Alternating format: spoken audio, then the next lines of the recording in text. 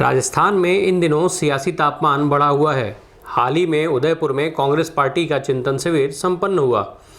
3 दिन चले इस चिंतन शिविर में कांग्रेस पार्टी के सभी दिग्गज नेताओं ने हिस्सा लिया और पार्टी में सुधार और भविष्य की राजनीति पर अपने विचार रखे। इसी शिविर से राहुल गांधी ने आगामी अक्टूबर महीने से कांग्रेस कार्यकर्ताओं और नेताओं के जनता के बीच जाने और उनसे पहले जैसे संपर्क और संबंध स्थापित करने का ऐलान भी किया। आज राजस्थान के जयपुर में बीजेपी के राष्ट्रीय पदाधिकारियों की बैठक हो रही है, जिसमें प्रधानमंत्री नरेंद्र मोदी, पार्टी अध्यक्ष जेपी नड्डा सहित कई बड़े नेता प्रतिभाग कर रहे हैं। राजस्थान में अगले साल यानी 2023 में विधानसभा के चुनाव होने हैं। यहां हर 5 साल पर होने वाले सत्ता परिवर्तन के ट्रेंड के चलते भाजपा आगामी विधानसभा चुनाव में अपनी जीत देख रही है। बावजूद इसके वो सत्ता हासिल करने के लिए अपने नेताओं और कार्यकर्ताओं का उत्साह बढ़ाने और भविष्य की रणनीति तैयार करने में लगी हुई है। प्रधानमंत्री नरेंद्र मोदी ने बीजेपी नेताओं को संबोधित किया। पीएम मोदी ने आज सुबह खुद ट्वीट कर इसकी जानकारी भी दी थी। बीजेपी कार्यकर्ताओं को संबोधित करते हुए पीएम ने कहा कि हमें देश के सामने आने वाली चुनौतियों को पूरा करना है। पीएम ने कार्यकर्ताओं की बैठक में वर्चुअल तरीके से हिस्सा लिया। भाजपा पदाधिकारियों की इस बैठक में पार्टी के तमाम बड़े नेता पहुंचे हैं, जिनमें राष्ट्रीय अध्यक्ष जेपी नड्डा भी शामिल हैं।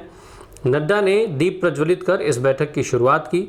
नड्डा ने पीएम मोदी के संबोधन से पहले गहलोत सरकार पर जमकर निशाना साधा। उन्होंने कहा कि राजस्थान का नाम गहलोत सरकार के कुशासन के चलते बदनाम हो रहा है।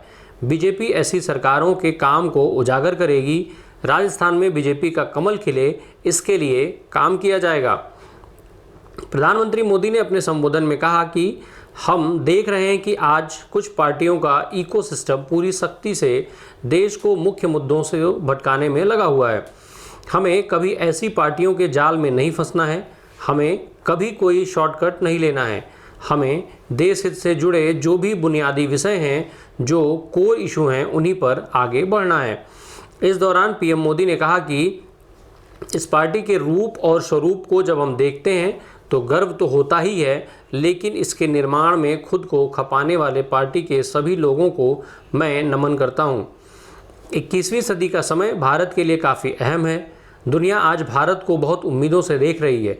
ठीक वैसे ही भारत में भाजपा के प्रति जनता का विशेष स्नेह दिख रहा है। हमें देश के लोगों की उम्मीदों को पूरा करना है। देश के सामने जो चुनौतियां हैं, देश के लोगों के साथ मिलकर हमें उन चुनौतियों को पार करना है। इस दौरान पीएम ने बिना कांग्रेस का नाम लिए वंशवाद पर भी निशाना साधा। उन्होंने कहा कि वंशवाद के राजनीतिक कीचड़ में भी हमने कमल खिलाया है। आज़ादी के बाद से परिवारवाद, वंशवाद की राजनीति ने देश का भयंकर नुकसान किया है। महात्मा गांधी का देश में सिर्फ नाम लिया गया, काम उनके विजन से उल्टे किए गए। देश में स्वावलंबन चाहते थे, लेकिन सालों तक देश को विदेशों पर निर्भर बना दिया गया। लेकिन आज देश आत्मनिर्भरता के रास्ते पर चल पड़ा है। ये काम भारतीय जनता पार्टी ने ही किया है। हमारे देश में एक लंबा कालखंड ऐसा रहा जब लोगों की सोच ऐसी हो गई कि बस किसी तरह समय निकल जाए। न सरकार से उनको अपेक्षा थी और न ही सरकार उनके प्रति अपनी कोई जवाबदेही समझती थी। 2014 के बाद भाजपा ने इस सोच को बदला।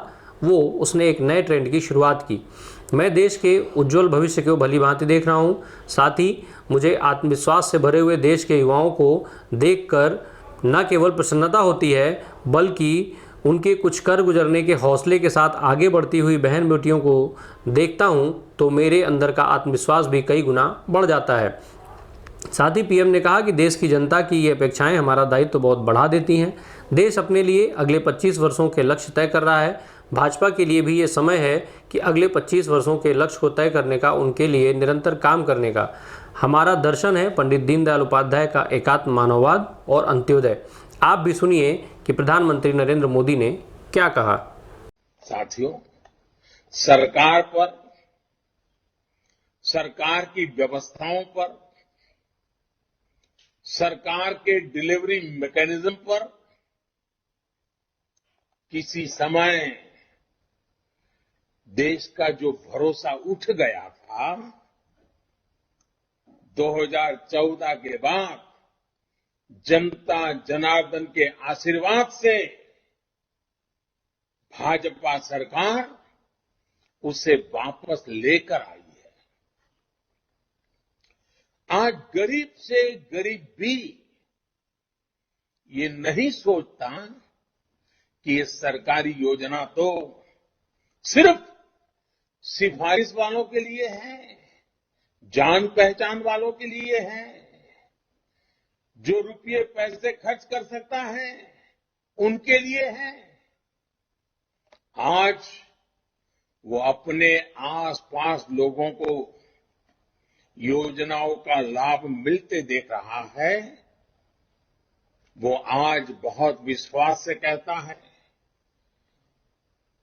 कि एक ना एक दिन मुझे भी इस योजना का लाभ अवश्य मिलेगा, और ये बात वो विश्वास से कहता है। और साथियों, इसलिए इस बार आपको याद होगा, मैंने 15 अगस्त को लाल किले से 100% लाभार्थियों तक पहुंचने की बात की थी। काम कठिन है, मैं जानता हूं। देश बहुत विशाल है, जिम्मेवारियां बहुत बड़ी है। कई काम है जिसमें राज्य सरकारों पर डिपेंडेंट है, कई काम है जिसमें स्थानीय स्वराज के निकायों पर डिपेंडेंट है। भांति भांति के प्रभाव भी हैं। उसके बावजूद भी साथियों, जब ये ठान लेंगे कि हमें हर लाभार्थी तक पहुंचना है, एक भी व्यक्ति के छूटने की गुंजाइश को समाप्त कर देना है, तो तय लक्ष्य तक जरूर पहुंचेंगे। और इसके लिए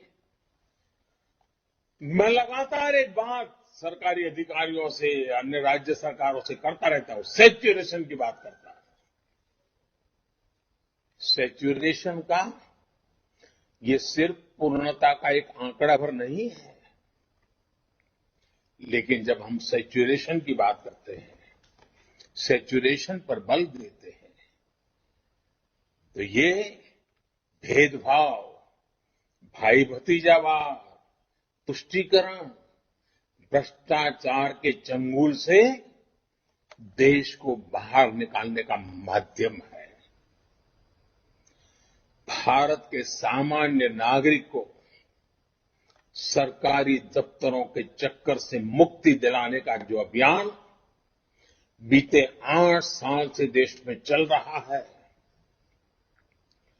सैचुरेशन का अभियान उसको और सशक्त करेगा।